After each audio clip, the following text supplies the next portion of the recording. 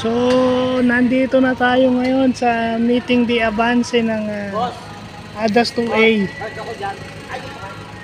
So, hinahanda na yung mga gagamitin. No? Napaaga tayo rito dahil tayo rin yung maagang uuwi. So, nandito tayo ngayon sa meeting de avance sa ADAS 2A ng ating incumbent barangay captain na si Cap Mike Sakitan.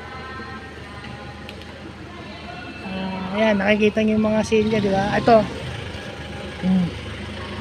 Ayan, now pa lang nire-ready, no? So, maya-maya siguro, mag-aano tayo. Ayan, nagdadatingan na.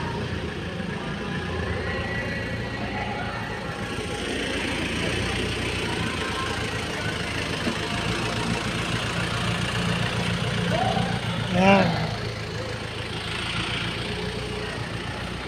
So, yan. So,